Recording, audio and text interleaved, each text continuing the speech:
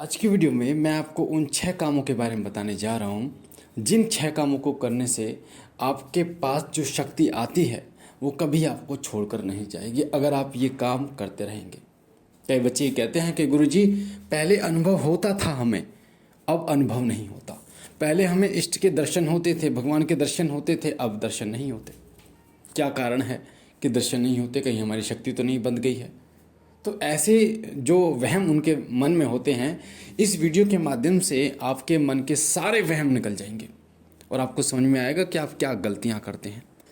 ये 6 काम करने से जो शक्ति जागृत होकर आपके पास आ रही है वो कभी आपको छोड़कर नहीं जाएगी।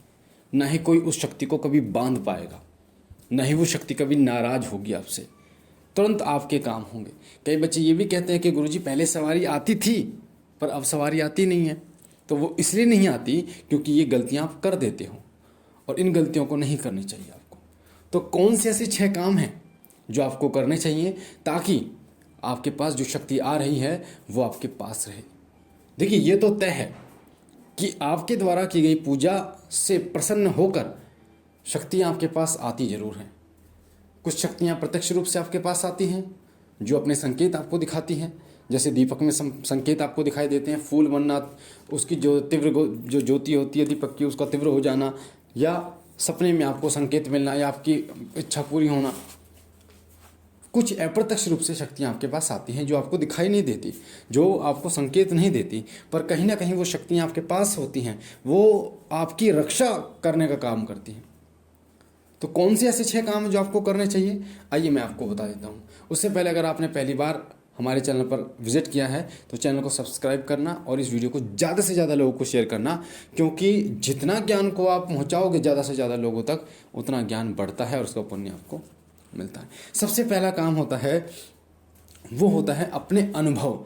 जो भी अनुभव आपको होते हैं आपकी पूजा में, आपकी साधना में, उन अनुभवों को किसी को ना बताएं, किसी को भी, सिर्फ एक आदमी को छोड़कर, वो आपके गुरु होते हैं।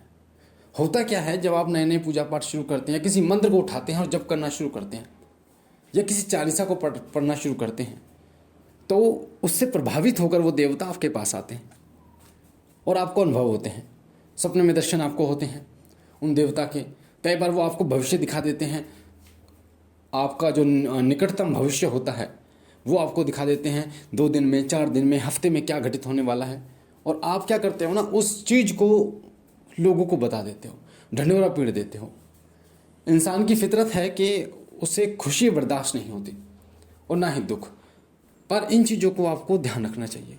सिर्फ और सिर्फ आपको अपने गुरु को बताना चाहिए। और होता क्या है कि जब इन दिव्य अनुभूतियों को आप किसी व्यक्ति को बताते हो जिसके पास ये दिव्य अनुभूतियाँ है ही नहीं, तो वो कभी आपका साथ नहीं देगा, वो आपका मजाक ही उड़ाएगा, आपके जो मनोबल है ना उसको तोड़ेगा, आत्मबल को तोड़ेगा। जिससे क्या होगा, जिस तीव्र गति से, जिस आत्मविश्वास से आप पूजा कर पा रहे थे पहले, आपके अंदर वो भाव नहीं होगा, वो आत्मविश्वास नहीं होगा। आप खुद देख लेना इस बात को। और आप उस भाव के साथ पूजा नहीं कर पाएंगे, जिससे वो भाव, जो पहले भाव था, उस कारण ही तो आपको अनुभव हो रहे थे। अब आपके भाव गायब हो गया तो अनुभव कहाँ होंगे आपको? तो पहली गलती ये बिल्कुल भी आपको नहीं करनी। दूसरी गलती होती है जो आपको नहीं करनी, वो है, जो काम आपको करना है, नियम भंग ना करना।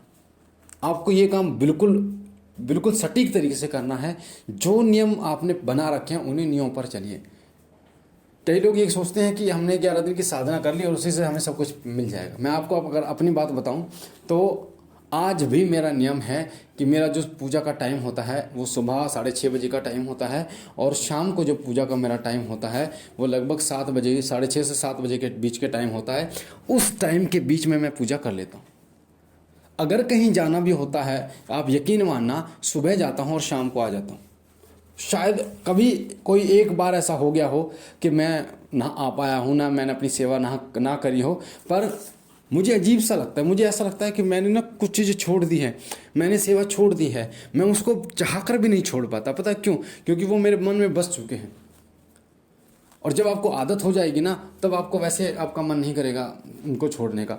तो मैं जब भी जाता हूँ पूजा के टाइम से पहले मैं आ जाता हूँ, क्योंकि मुझे सेवा उनकी बहुत प्यारी है। मैं अपने नियम का पक्का हूँ। जो व्यक्ति नियम का पक्का होता है उस पर देवी शक्तियाँ जो हैं वो कृपा करती हैं, उसकी झोलियाँ ही शक्तियाँ भरती हैं। तो दूसरा काम आपको ये करना है, नियम बिल्कुल भी भंग नहीं करने, पूर्ण शुद्धता के साथ आपको पूजा करनी है।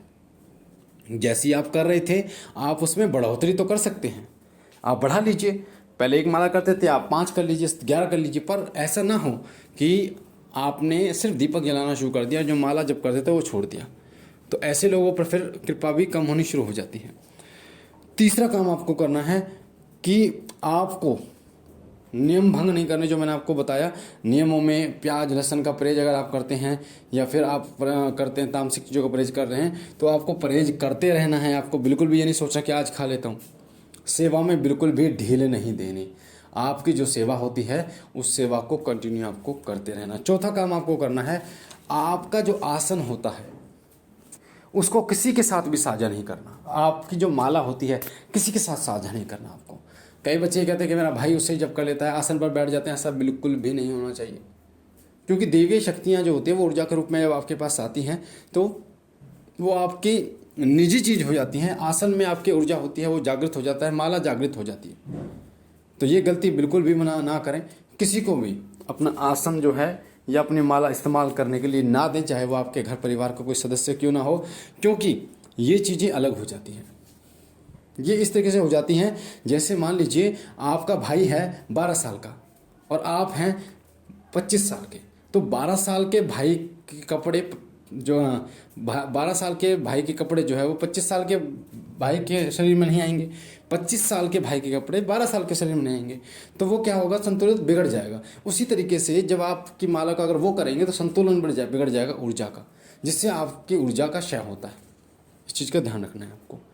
5वां काम वो होता है कि अपने सिर पर किसी का भी हाथ ना रखवाएं, और ख़ास तौर पर उनका जो कोई भगत हैं, साधक हैं, उनका हाथ बिल्कुल भी अपने सिर पर ना रखवाएं।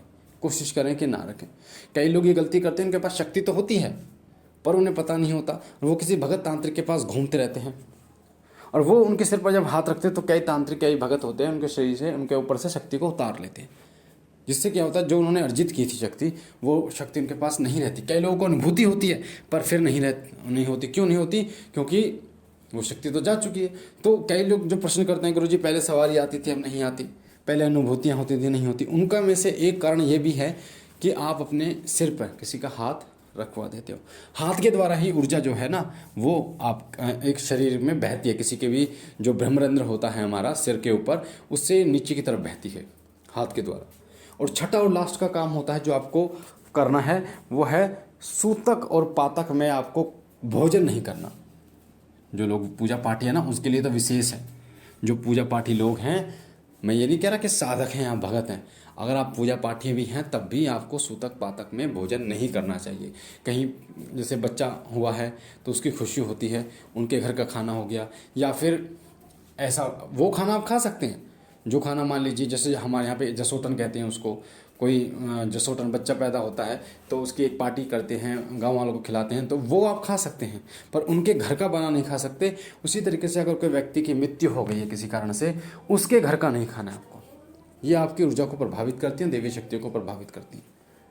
तो मेरी कोशिश है कि आपको सूक्ष्म से सूक्ष्म चीज़ों को बताया जाए ताकि आप इन चीज़ों के बारे में सचेत हो पाएँ, क्योंकि जो देवी शक्तियाँ होती हैं ये बहुत ही सूक्ष्म होती हैं और ये बहुत जल्दी खुश भी हो जाती हैं, बहुत जल्दी नाराज़ भी हो जाती हैं अगर आप गलती करते हैं तो।